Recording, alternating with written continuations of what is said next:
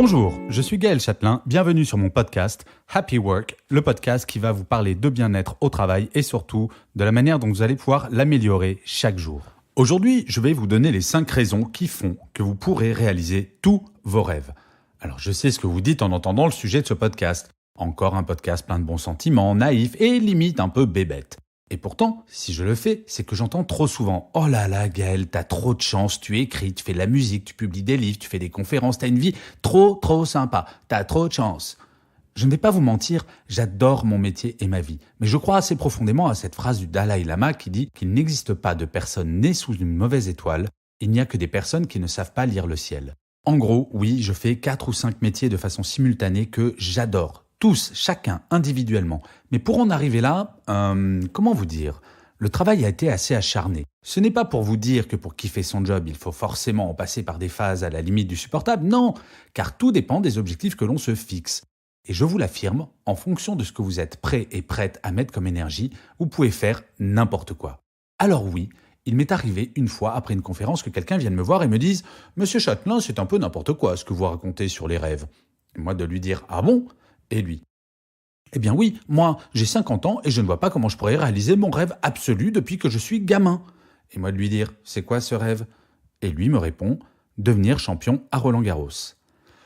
Alors je dois bien avouer que je suis resté sans voix dans un premier temps avant d'acquiescer à sa remarque en lui faisant remarquer que nos rêves doivent être adaptés à nos capacités physiques et sans aucun doute possible à nos capacités intellectuelles. Mais bref, assez parlé de moi, je suis très souvent contacté par des personnes qui veulent savoir comment changer de vie ou comment réaliser leurs rêves. Je vous assure, cela n'a rien à voir avec la chance. Je suis profondément convaincu que tout le monde peut réaliser ses rêves, petits ou grands. Car soyons honnêtes, réaliser son rêve, ça ne veut pas dire forcément qu'on fait quelque chose d'incroyable, d'exceptionnel. Non, parfois les rêves, ce sont des petites choses. Et je vais essayer de vous convaincre en 5 points. Le premier point, c'est que vous avez le temps. Prenons un exemple. Votre rêve, depuis toujours, c'est d'apprendre le piano. Excuse classique pour ne pas le faire, je n'ai pas le temps. En fait, si vous dites cela, c'est qu'apprendre le piano n'est pas véritablement un rêve. Je crois profondément, pour un rêve, on trouve le temps. Au lieu de regarder Danse avec les stars, par exemple, pardon pour les audiences de TF1, ou de faire quelque chose qui ne vous est pas essentiel, prenez des cours de piano en ligne. Un rêve, c'est quelque chose de vital. La première étape est donc de savoir si c'est le cas pour votre rêve.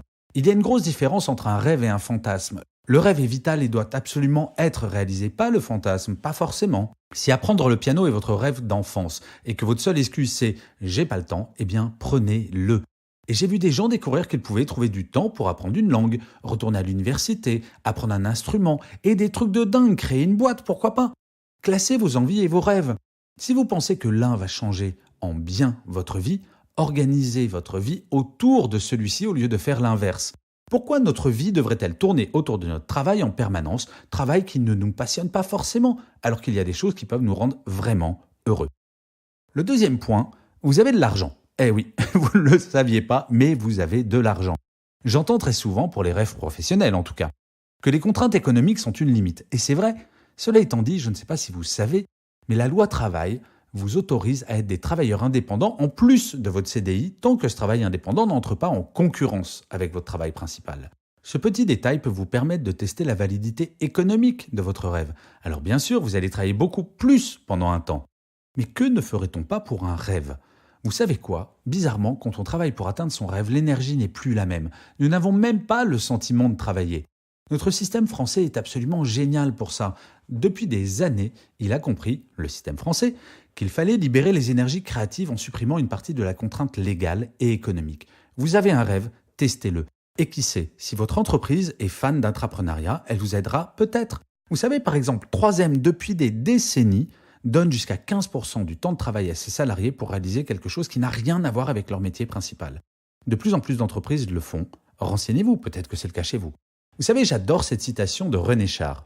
Il n'y a que 2 conduites avec la vie, ou on la rêve, ou on l'accomplit. Moi, je fais partie des gens où j'aime bien accomplir. La 3e raison pour réaliser tous vos rêves, c'est que vous seul savez. Autour de vous, vous aurez souvent des personnes qui vous diront que votre rêve est une chimère, que vous n'y arriverez pas. Et vous savez pourquoi ? Parce que ces mêmes personnes ont des rêves, mais ont peur d'essayer et ont peur de l'avouer. Le fait que vous essayez les renvoie à leur propre peur, à leur propre lâcheté et potentiellement à leurs propres échecs. Si vous y croyez, n'écoutez que vous. Vous y croyez, allez-y, lancez-vous, en sachant qu'il y aura beaucoup de personnes pour essayer de vous décourager. Mais il faut croire que cela fait partie des embûches sur le chemin des rêves. C'est comme ça. La quatrième raison, c'est que vous ne prenez aucun risque. Que peut-il vous arriver de pire si vous essayez? Vous plantez? Et alors? Si vous avez appliqué le point 2, le risque est absolument nul.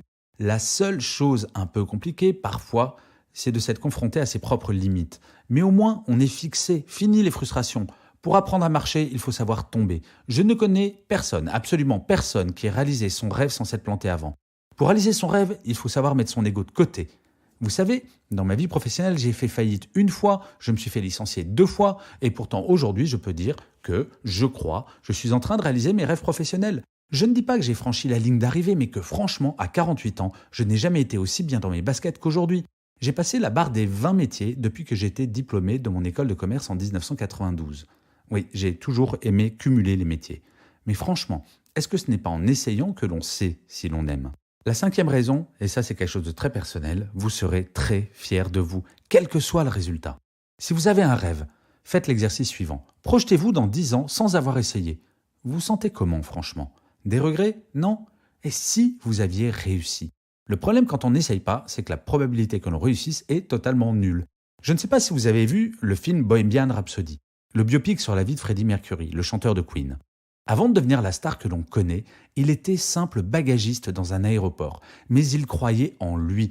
Il aurait très bien pu passer toute sa vie à être bagagiste. Ça aurait été un tout petit peu dommage pour la musique mondiale. Mais la première fois où il chante devant le groupe qui allait devenir Queen, avant de pousser la première note dans un parking, le groupe se moquait de son physique. Mais lui, il y croyait profondément, il assumait et il était certain de son talent. Alors tous les rêves ne sont pas forcément grandioses ou dingues, ils peuvent être tout simples.